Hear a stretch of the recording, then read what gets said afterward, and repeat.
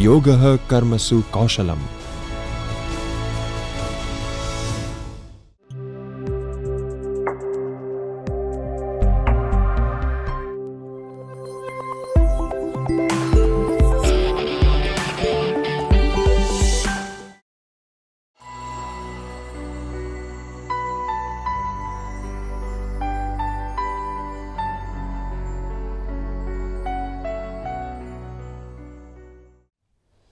Hi, welcome to the 29th session on HR outsourcing in our course HRM for non-HR managers. In the previous session, we had discussed the concepts of knowledge management and learning organizations and how those are relevant for the managers. In this session, we are going to introduce the concept of HR outsourcing with its meaning, definitions, and alternative arrangements within the outsourcing format. We will then discuss the benefits of seeking HR outsourcing and the reasons why client organizations terminate HR outsourcing contracts. We will present the process of outsourcing and considerations for making HR outsourcing effective. First, we will explore the meaning of HR outsourcing. Outsourcing has been around for quite some time. If you do not have time to file your tax return because of increasing workload, and if you engage the services of a tax consultant, you have outsourced your work. If an organization does not wish to manufacture its product, which it has designed, it would enter into a contract with another organization which has the required manufacturing capability. It would be a case of outsourcing the manufacturing process just like Apple does. In many cases, especially the businesses which are small and or sharply focused on their core competency, do not wish to carry out some of the HR functions also. The example is of a software development company. Its managers may argue that their expertise does not lie in HR functions, and it makes better business sense to at least get the routine HR functions such as leave record maintenance or payroll function maintained by some other party which has expertise in it. Here we have a case of HR process outsourcing. You may know that recruitment and at least some part of testing and selection are often outsourced by many organizations. Outsourcing is often considered to be an offshoot of globalization. Greer and colleagues observe 5 competitive forces which drive more companies to outsource some or all of their HR functions: downsizing, rapid growth or decline, globalization, increased competition, and restructuring.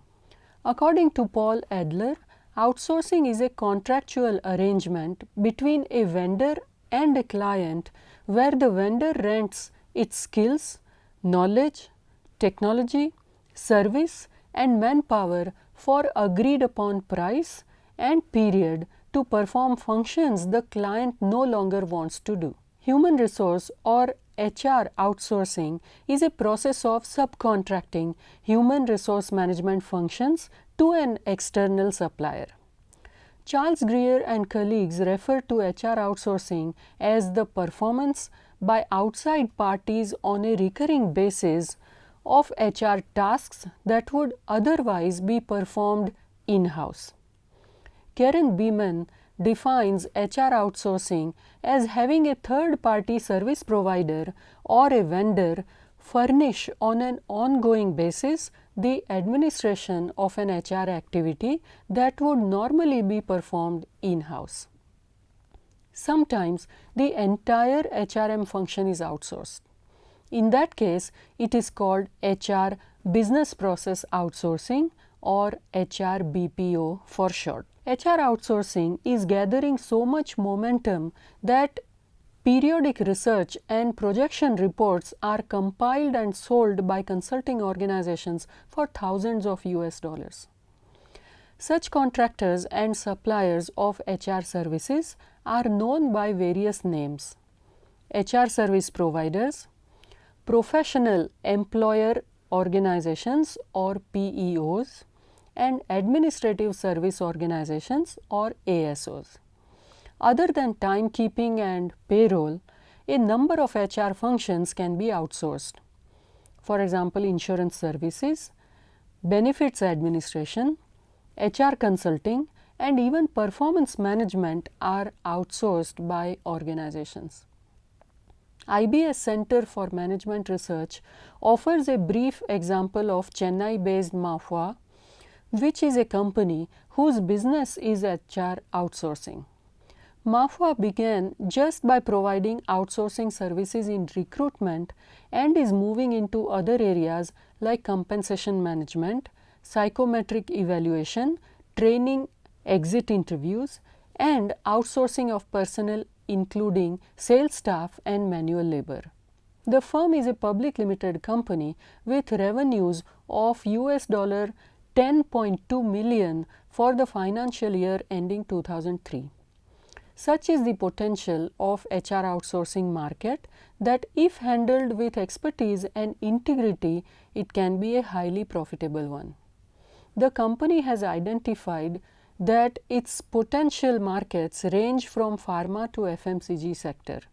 Its major clients include Coca-Cola India, Thomson Electronics, Madura Garments, Alstom Group, and a major healthcare recruiter in the UK.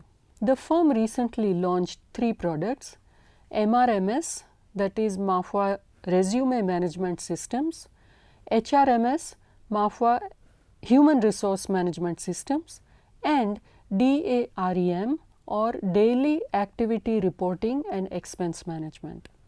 According to Rajiv Krishnan, the director and CEO of Mafua, these products will considerably reduce the time that corporations spend on regular transactional work. For example, the MRMS offers tracking, complete word-by-word search facility, automated email notifications, user-friendly interface, total security, and consolidated reports. A major software company can get 1 lakh resumes, and this can be a useful tool for tracking these resumes. The second product, HRMS, encompasses a wider spectrum of employee HR needs. It helps capture, track, store and modify all information concerning an employee in an organization. It has the ease of use for multiple user access and helps in integrating employee information. The third product, DRAM, helps companies to keep a track of daily activity reporting. These are several arrangements possible within the broad format of HR outsourcing. Beeman offers the list. The first is insourcing. Also called on-site, insourcing is the process of retaining a business function within an organization irrespective of the location or locations where it may be performed. The employees of the outsourcing service remain on-site, available for the service needs of the vendor. Second, shared services are a form of insourcing. It is a process of consolidating business functions into a single dedicated in-house administrative facility to achieve economies of scale and cost efficiencies. Third, co-sourcing is the practice of sharing a business process across 2 or more parties such that each has a well-defined area of responsibility and is mutually dependent on the other parties. Fourth, geo-sourcing is the process of seeking expert skills in the best geographic location, either internally or externally for each business function or type of processing based on costs, expertise, technological infrastructure, and so on, exploiting favorable exchange rates across the countries. Fifth, offshoring or labor arbitrage is defined as the process of moving low value added functions from high cost labor markets to lower cost locations, generally offshore, meaning outside the organization's home country.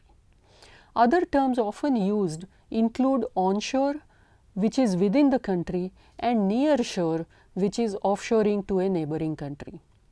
In line with helping the organization remain engaged with its core strategic functions, HR outsourcing brings in the benefits such as less hiring requirement and headcount, less handling of routine transactional HR work such as payroll by in-house staff, access to experts who may provide advice in atypical situations such as employee fraud.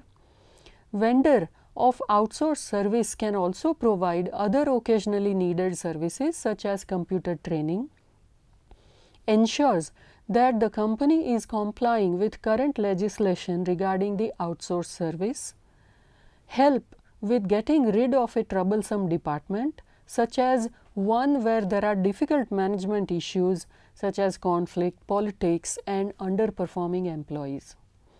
However, outsourcing of HR function does not always bring in the projected benefits. Clients are known to terminate HR outsourcing because of reasons such as high actual cost of outsourcing or the mismatch between the price and the budget, employees still spending time on outsourced service.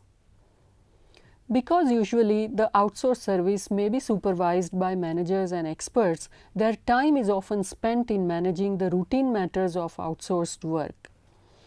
Sometimes other processes such as re-engineering can generate much higher cost savings than outsourcing. One study found that re-engineering cut the cost by 50% while outsourcing saved 10 to 15% on an average. Outsourcing often turns out to be rigid because of the contract. If the needs of the user organization change, new features need to be added or some features need to be removed, the contract will have to change. There is a risk that the vendor with experience, expertise and referrals may enter the market and become a competitor unless the contract includes non-competing or limiting clause. For example, Schwinn, a US manufacturer of bicycles, outsourced the manufacture of its bicycle frame to a Taiwanese organization, Giant Manufacturing. A few years later, Giant entered the bicycle market and damaged Schwinn's business. Outsourcing almost always results in displaced or retrenched employees who resent it. As a result, employees who perceive that management outsourced the function because of incompetent employees lose their morale, organizational culture gets weakened, and performance goes down. Technology shortcomings, inadequate communication, and service shortcoming on the part of outsourcing provider. Hence, the outsourcing decision should be taken after rigorous cost-benefit analysis. But once the decision to outsource HR function is final, the process usually followed includes steps such as informing the staff of the HR function, preparing an HR outsourcing tender form and advertisement, inviting internal and external tender bids, and establishing a team to evaluate these bids. You can see the broad phases of outsourcing process observed by Monica Belcourt on your screen. Usually, an HR service provider includes information in a tender bid such as explanation of how the provider is uniquely qualified to accomplish the measurable objectives described in the tender form, description of the actual situations in which the provider is currently providing the services that are proposed for this operation, challenges that the provider expects to encounter while improving the operation, explanation of how these challenges will be met and a proposed timetable for meeting them, the proposed economic model for the operation, the fee that the provider believes to be reasonable compensation for its services.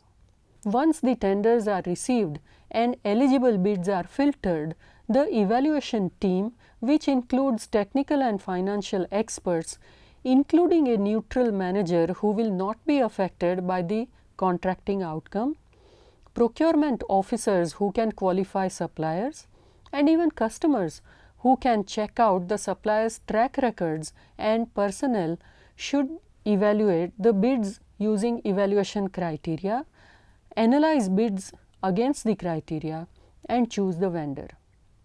References provided by the vendor must be checked just as they are when hiring any employee. Next is the rounds of negotiation with the bidding vendors. Usually the offered contract by the vendor is not adopted as it is. Performance standards or benchmarks, penalty and limiting clauses are drafted and added. Even if some levels of service demand may be maintained, provisions for severe fluctuation may be built in.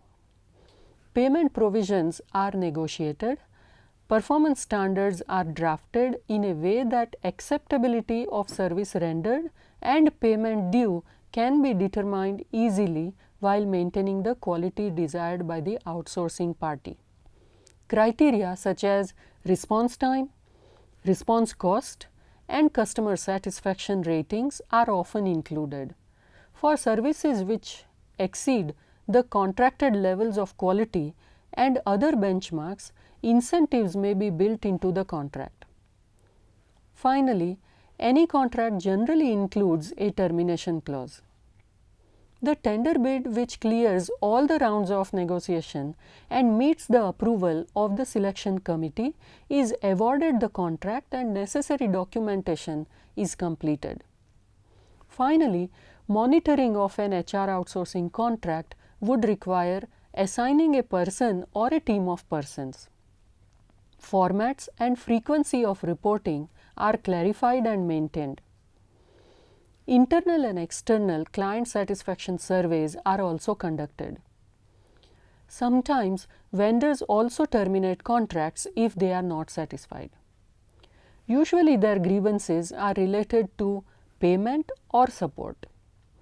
Most vendors report that they gain new clients mostly by referrals.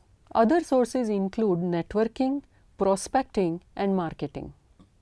Mark Power and colleagues suggest that effective HR outsourcing involves several considerations which are presented now. 1. Secure top management commitment. Top management commitment to HR outsourcing requires executive involvement and perseverance to solve more fundamental business problems such as quality issues or long process cycles before outsourcing the process to a vendor. Even after due diligence before awarding contract to the vendor, when actual outsourcing work begins, there may be a number of issues which can be resolved by relying on the terms of contract. Committed top management usually pays close attention to the deliberation on whether to outsource, drawing of the tender notice, and award of the contract to the most suitable vendor. Second, outsourcing communication plan. Without clear and open communication to the employees about impending outsourcing of HR activities, rumors and gossip spread fear and negativity among the employees. Instead, a thoughtfully drawn formal communication plan articulates the purpose of outsourcing initiative and presents the key milestone activities. It describes the structure and processes involved and presents the immediate and long-term impact on the organization and the employees. Third, knowledge of outsourcing methodology. Mature organizations serious about the success of their outsourcing initiative seek out industry best practices and benchmark successful outsourcing initiatives. They invest in training their personnel on proven methodologies and codify them relative to their internal processes while collecting and analyzing matrix data to measure their progress. These organizations believe that outsourcing is a core competency and critical to their global business competitiveness. Fourth, recognize the business risk of outsourcing. Although there is no sure way to eliminate the risk of outsourcing, there are many ways to reduce it by following a disciplined outsourcing lifecycle methodology. Among the questions to investigate are: is the outsourcing strategy realistic and executable? Have we identified and documented our intellectual property? Are the schedules realistic? Has the vendor been properly screened? Does the contract reflect the mutual interest of both the client and the vendor? Are there shared risks and rewards? Are there clear objective metrics and deliverables? Is there a documented governance plan? Fifth, dedicating the internal resources. Although experienced outsourcing professionals can help guide organizations through the life cycle, there is no substitute for high performing internal candidates to form the core of the outsourcing team. These individuals understand the organization's culture, marketplace, products, processes, and the procedures. Sixth, giving the process its due time rather than rushing. Due diligence ahead of and before finalizing outsourcing contract takes its own time in defining and answering key outsourcing success factors, including A. Experience and skill levels of vendor personnel. B. Vendor technical experience in the client's industry. C. Vendor financial stability assessment. D. Definition of service level agreements. E. Implementation planning. F. Intellectual property rights. G. Data security. H. Infrastructure definition. I. Pending vendor lawsuits and judgments. J. Audit rights. K. License transfer fees. L. Subcontracting. And M. Dispute resolution process definition. Rushing through the steps can be detrimental to the initiative and in some cases create irrevocable damage. 7. Recognizing the impact of cultural differences.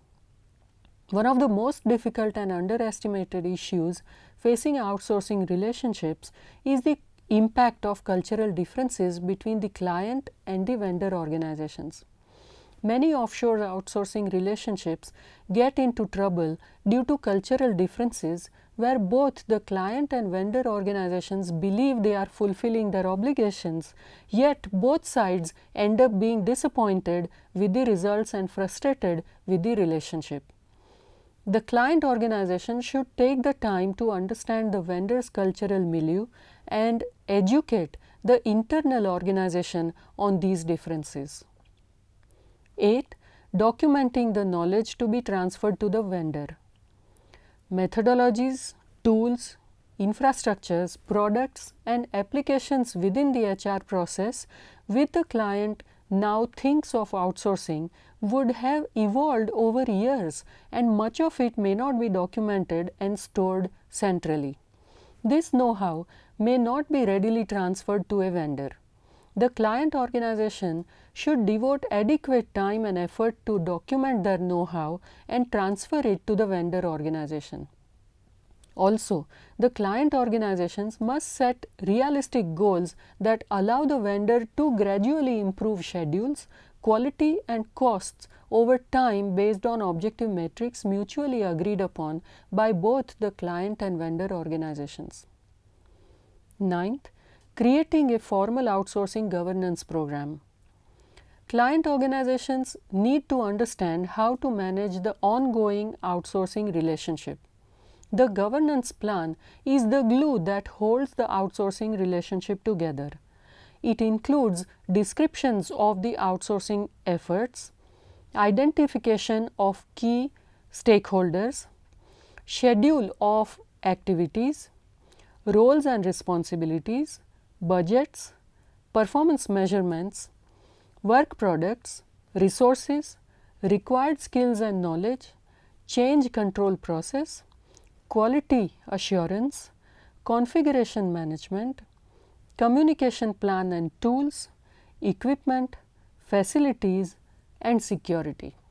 The outsourcing governance plan is in effect an encapsulation of the entire outsourcing relationship. With this, we are coming to the close of this session.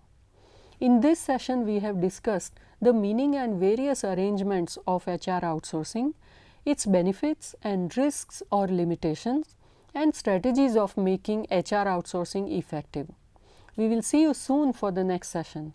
Until then, thank you for joining and goodbye.